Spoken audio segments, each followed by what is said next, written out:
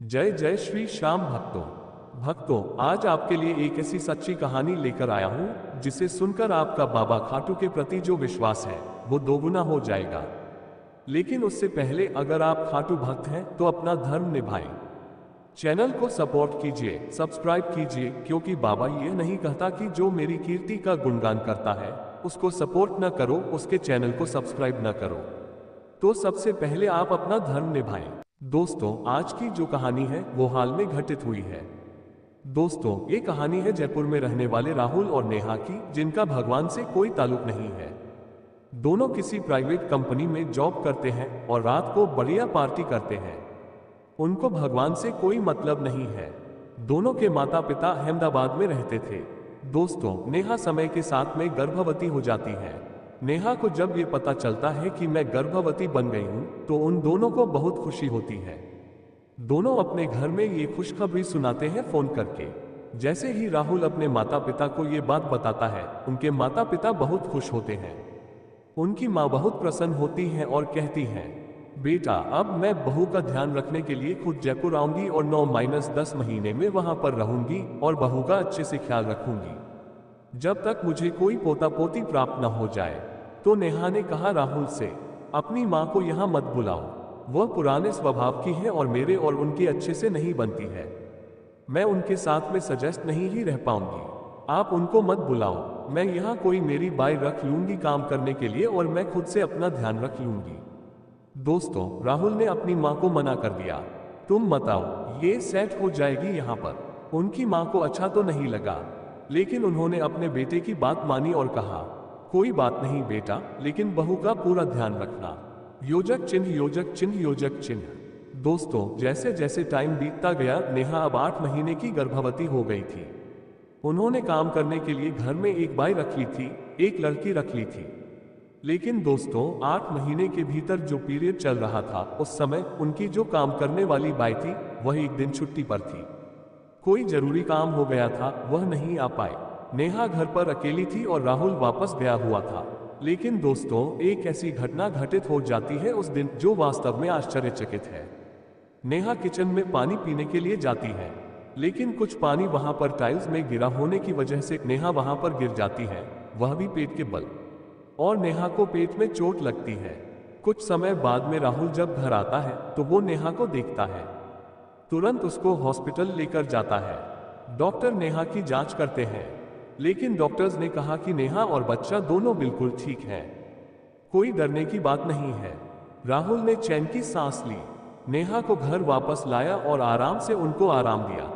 कुछ समय बाद, 2 हफ्ते बाद में नेहा ने एक बेटे को जन्म दे दिया।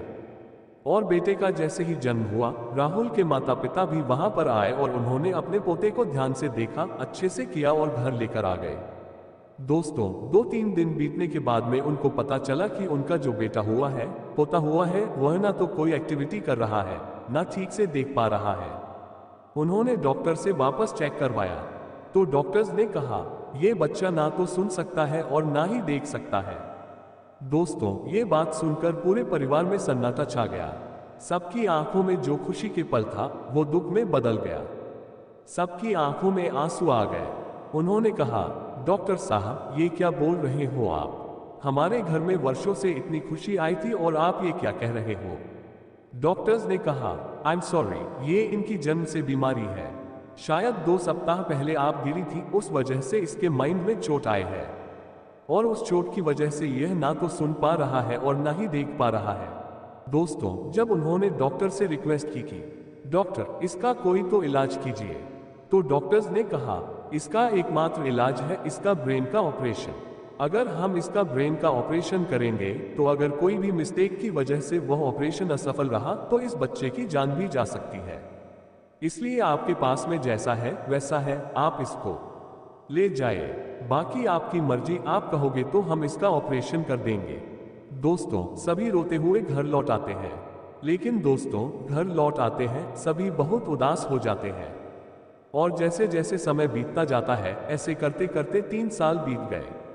उनका पोता ना तो सुन पाता था, ना देख पाता था, कोई एक्टिविटी वो नहीं करता था। घर में खुशी तो थी, लेकिन बहुत ही निराशाजनक। एक दिन उनकी पड़ोसन सब बैठे थे घर में और उनकी पड़ोसन शाम के समय प्रसाद देने के लिए उनके घर आती है। और जब राहुल की माँ उनसे पूछती है, ये प्रसाद किसका है, कैसे बांट रहे हो आप, तो उन्होंने कहा, ये प्रसाद बाबा श्याम का है, खाटू श्याम का है। मेरे बेटे की नौकरी नहीं लग रही थी, मैंने बाबा से मन्नत मांगी और 1 महीने के अंदर अंदर मेरे बेटे का सरकारी जॉब में नंबर आ गया। ये उसी बाबा का प्रसाद है। मैं 11 के दिन बाबा के दर्शन करके आया हूँ। तो उस घर में तो नेहा और राहुल भगवान को मानते नहीं थे। उनकी जो माँ थी राहुल की, वह मानती थी। लेकिन उनकी माँ दोपहर को उन पड़ोसन के घर जाती है, उनसे पूछती है, बाबा श्याम का मंदिर कहाँ है और कैसे उनकी पूजा करते हैं, आप हमें बताएं। तो उनकी माँ पड़ोसन कहती है, आपका जो पोता है वो बिल्कुल ठीक हो सकता है। आप बाबा श्याम से आराधना कीजिए, उनकी पूजा कीजिए और हो सके तो एक बार उनके दर्शन करके आ जाए। हाथ जोड़कर वहां से विनती कर लीजिए। मेरा मानना है कि आपका पोता बिल्कुल ठीक हो जाएगा। दोस्तों, राहुल की माँ ऐसे ही करती है। वो घर में श्याम बाबा की पूजा अर्चना करना शुरू कर देती है। और एक 11 के दिन उन्होंने पड़ोसन के साथ में जाकर खाटू श्याम बाबा से अपने पोते के लिए मन्नत मांगी थी कि जैसे ही मेरा पोता ठीक हो जाएगा बाबा, मैं पूरे परिवार को आपके चरणों में समर्पित कर दूंगी। दोस्तों, वो घर चली जाती है। फिर से वह अगले दिन खाटू श्याम बाबा की पूजा करती है। लेकिन एक ऐसी घटना घटित होती है जिसे सुनकर आप भी चौंक जाओगे। अब वीडियो को आपको पूरा देखना है। इस कहानी का पार्ट 2 स्टार्ट होने वाला है। योजक चिन्ह, योजक चिन्ह, योजक चिन्ह। दोस्तों, जैसे ही माँ जो है पूजा करती है, उस समय एक बिल्ली घर में आती है और उस बच्चे के ऊपर वह बिल्ली चढ़ जाती है। जैसे ही वह बच्चा बिल्ली चढ़ती है, वो बच्चा जोर से चिल्लाता है। उनकी दादी दौड़कर आती हैं और देखती हैं कि वहां पर एक बिल्ली थी। उसको भगाती हैं, पोते को गोद में लेती हैं, लेकिन बच्चा जोर जोर से रो रहा था, चीख रहा था। दादी चौंक गई। कितने सालों से बच्चे की आवाज नहीं सुनी, आज कैसे चीख रहा है। उस बिल्ली ने मेरे पोते पर क्या कर दिया, उन्होंने सोचा। उन्होंने तुरंत राहुल को कॉल किया, नेहा को कॉल किया। वो दोनों ऑफिस से आए और डॉक्टर्स के पास जाकर उन्होंने दिखाया। तो डॉक्टर्स ने कहा, इस बच्चे की जो बीमारी थी वो अब खत्म हो चुकी है। ये बच्चा बिल्कुल नॉर्मल हो चुका है। अब ये देख भी पाएगा और सुन भी पाएगा। दोस्तों, उस परिवार को इतनी खुशी हुई, इतनी खुशी हुई, वो सभी के सभी वहां पर रोने लगे। उन्होंने कहा, ये चमत्कार कैसे हो गया बाबा, ये कैसे हो गया डॉक्टर साहब। वो रोने लगे। डॉक्टर्स भी आश्चर्यचकित हो गए। मुझे पता नहीं, ये जन्म सिद्ध बीमारी थी, कभी ठीक नहीं होने वाली बीमारी थी, ऑपरेशन के बिना बिल्कुल ठीक नहीं होती, लेकिन ये कैसे ठीक हुई, आई डोंट नो। लेकिन दोस्तों, घर पर जाकर दादी ने उनको सब कुछ बताया। राहुल की माँ ने उनको सब कुछ बताया। मैं ऐसे खाटू श्याम जाकर आई हूँ, आपको नहीं बताया क्योंकि आप भगवान को नहीं मानते थे। मैं खाटू श्याम जाकर आई हूँ और बाबा से मन्नत मांगी है और बाबा ने हमारे पोते को ठीक किया है, हमारे पोते को एक नया जीवन दान दिया है।